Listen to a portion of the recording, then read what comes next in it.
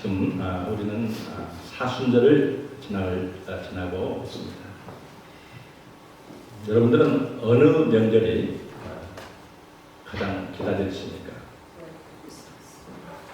그래서 설날, 추석이 되면 정말 기다렸습니다. 우리 기독교에서 이 부활절이야말로 우리 성도들에게 가장 의미 있고 우리 성도들이 가장 뜻깊게 지켜야 할 명절인 것입니다. 왜? 사망 권세를 이기시고 부활하신 주님을 맞이하기 위한 준비 기간이기 때문입니다.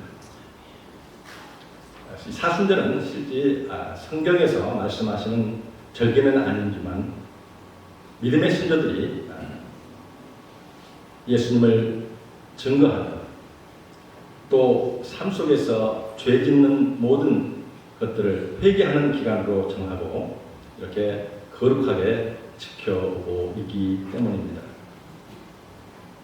다음 주는 예수님께서 예루살렘에 입성하시는 종려주일이고 계속 이어서 토요일까지 고난 주간이 이어지게 되겠습니다.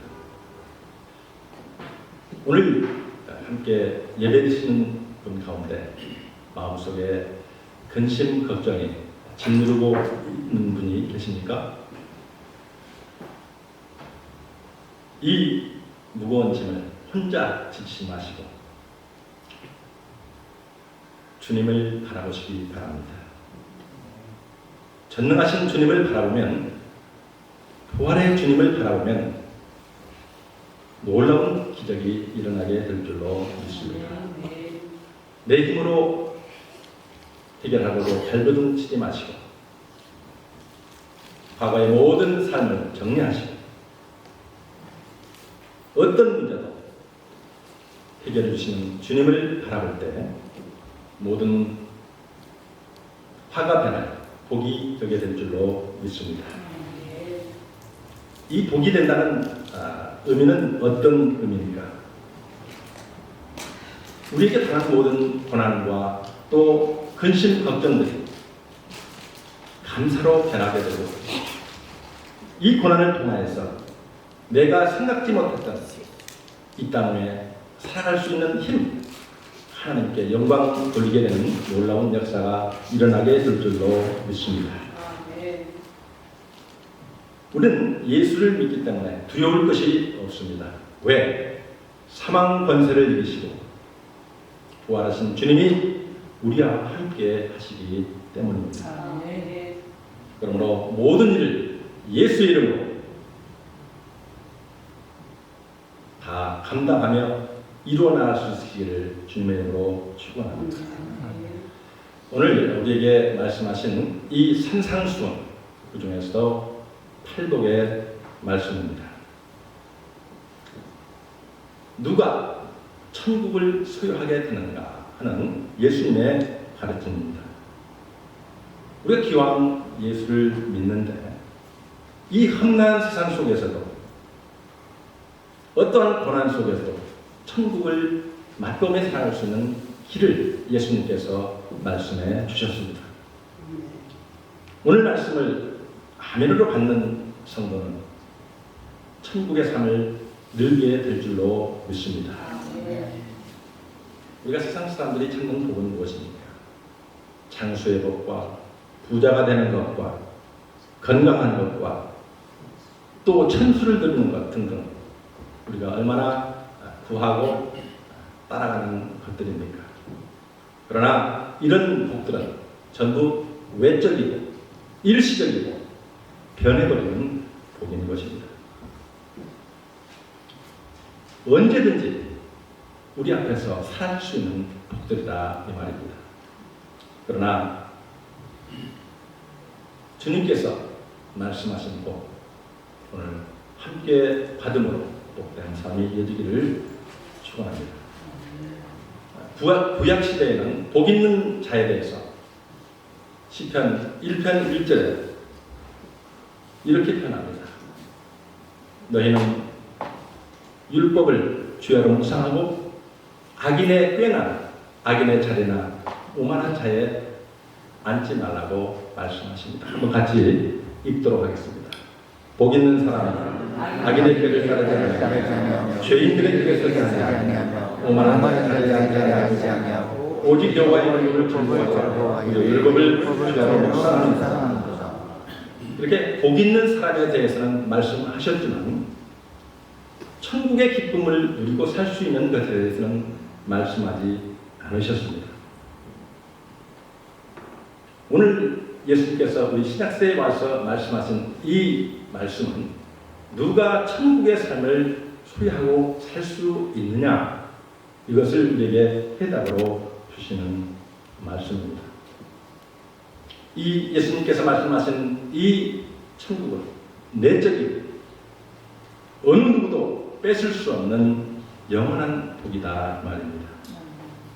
이 세상이 줄 수 없는 최고의 복, 이것을 말씀하고 있는데 그 첫 번째 복이 무엇입니까? 심령이 가난한 자는 복이 있나니 그들이 천국을 소유할 것이다, 이렇게 말씀하고 있습니다. 이 심령이 가난하다는 말은 물질적으로 결핍한 것이 아니라 영혼의 결핍을 느끼며 살아가는 사람을 심령이 가난한 자라고 지금 말하고 있습니다. 내 힘으로는 내가 아무것도 할 수 없다는 것을 아는 사람입니다. 외부적 도움이 없이는 내가 가질 수 있는 것이 하나도 없다는 것을 깨달은 사람, 그 사람이 바로 심령이 가난한 사람입니다. 가난한 사람은 다음과 같은 세 가지 특징을 가지고 있는데, 영어로 말하는 I am nothing, 나는 아무것도 아닌 존재다, 이렇게 고백할 수 있는 사람. I have nothing, 나는 아무것도 가지지 못한 존재입니다, 이렇게 고백하는 사람. I can do nothing, 나는 아무것도 할 수 있는 사람이 아니다, 이렇게 고백하는 사람. 이것이 심령이 가난한 사람. 외부적인 도움이 없이는 아무것도 할 수 없다는 고백의 말씀인 것입니다. 아마 이스라엘 성지를 다녀오신 분들도 계실 것입니다. 제가 두 번을 가서 똑같이 느낀 것이 있습니다. 이곳이 하나님이 말씀하신 젖과 꿀이 흐르는 가나안 땅이라고 말씀했는데, 막상 그 땅에 가서 보니까 온 땅이 황무지입니다.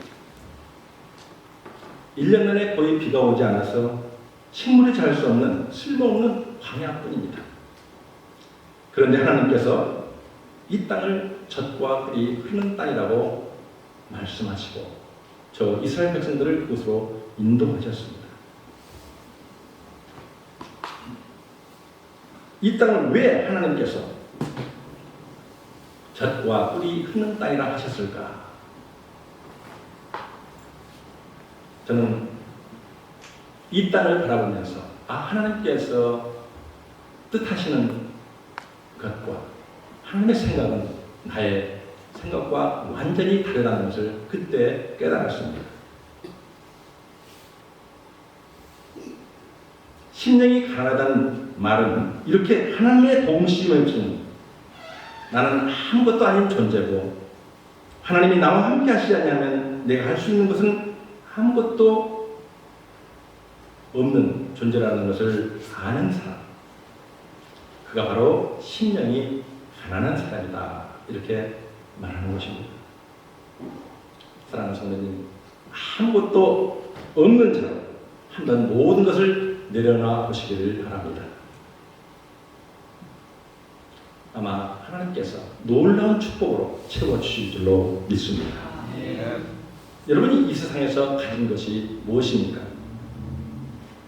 나는 그래도 이 세상에서 얼굴 들고 다닐 정도는 된다고 생각하십니까? 내가 마음에 결심만 하면 내가 원하는 일을 이룰 수 있다고 생각하십니까?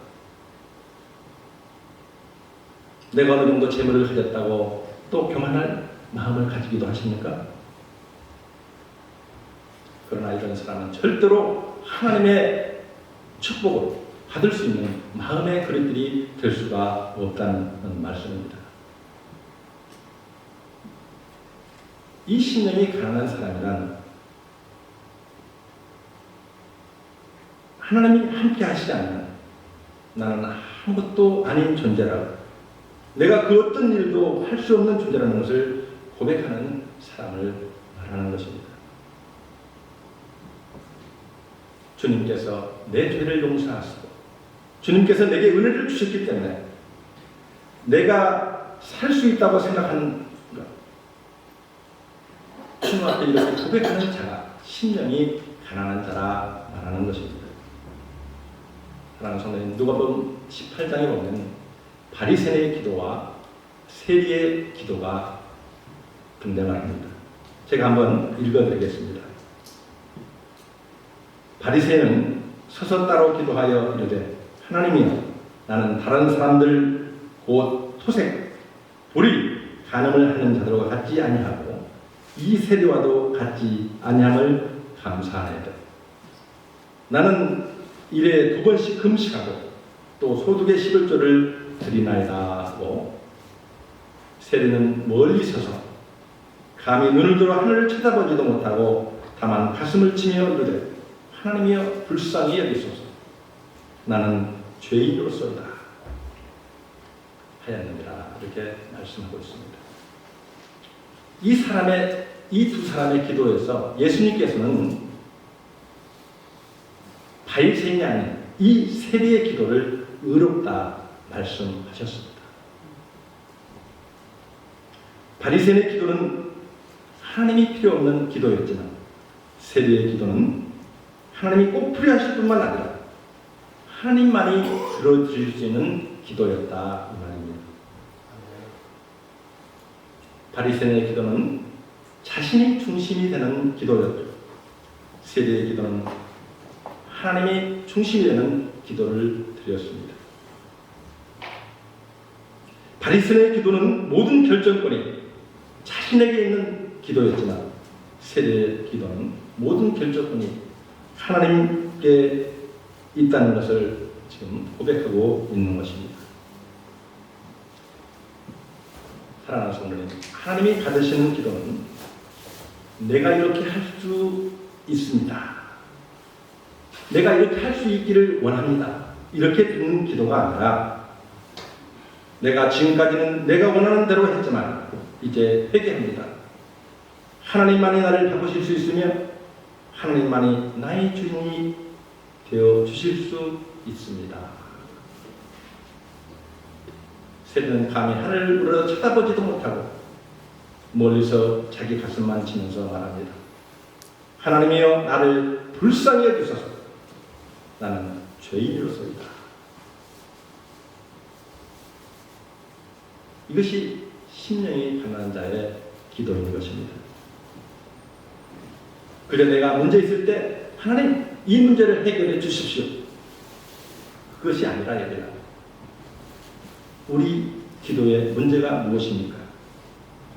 믿는 사람들의 모든 문제 그 바닥 중심에 주님이 없어도 살 수 있다는 베이식이 깔려 있습니다. 하나님이 가장 싫어하시고 미워하시는 것이 무엇인지 아십니까?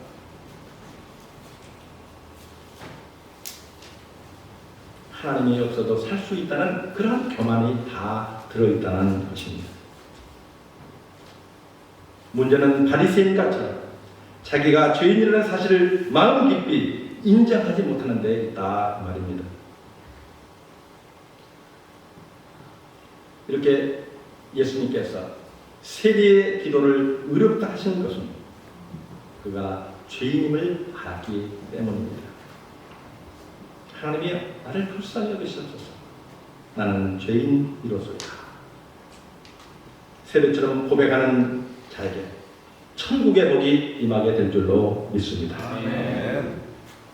오늘 복의 가장 첫 출발은 먼저 이렇게 심령이 가난한 자에게 천국의 복이 임하게 되는 것입니다. 주님께서 두 번째로 애통하는 자는 복이 있나니 저들이 위로를 받을 것이라고 했고, 온유한 자는 복이 있나니 그들이 땅을 차지하게 된다고 하셨습니다. 이런 복들이 계속해서 오늘 또 같이 은혜를 받을 수 있는 것은 네 번째로 의에 줄이고 목마른 자는 복이 있느니 그들이 배부를 것이다. 이렇게 성경은 말씀하고 있습니다. 의에 줄이고 목마른 자가 무엇입니까? 솔로몬의 자문을 통해서 우리가 잠깐 생각할 수가 있는 것이 있습니다. 자신의 욕심과 싸워서 이긴 사람을 이렇게 솔로몬은 칭찬합니다. 한번 같이 읽도록 하겠습니다. 노하기를 더디하는 자는 용사보다 낫고 자기의 마음을 다스리는 자는 성을 빼앗는 자보다 낫다. 나도 모르게 솟아오르는 분노를 참고 자신의 마음, 즉 욕심을 다스리는 사람은 성을 정거룩한 사람보다도 위대하다는 말씀입니다. 하나님의 의가 없는 세상, 불공평하고 아픔이 있으며 부정과 부패로 얼룩진 세상, 거짓과 악이 난무하는 세상에서 하나님의 공의를 맛보지 못하는 것을 슬퍼하며 굶주리고 목마른 사람이다 이 말입니다. 세상에서 정의롭고 정직하며 올바른 것을 도저히 찾아볼 수 없어서 오랫동안 보지 못해서 견딜 수 없이 심히 마음이 아픈 사람, 답답한 사람이라 이 말입니다. 스스로의 힘으로 이 땅의 정의를 바로 세울 수가 없음을 한탄하면서 주님 앞에서 애통하는 사람. 이 세상은 날이 갈수록 악해져 가는데 그 속에서 선함과 거룩함을 찾지 못하여 두 손마다 주님 앞에 기도를 합니다. 이 하나님의 거룩하심, 하나님의 선하심이 꼭 필요하다고 깨달은 사람이 바로 의에 줄이고 목마른 사람입니다. 이 의에 줄이고 목마른 자는 언제 하나님의 심판이 임합니까?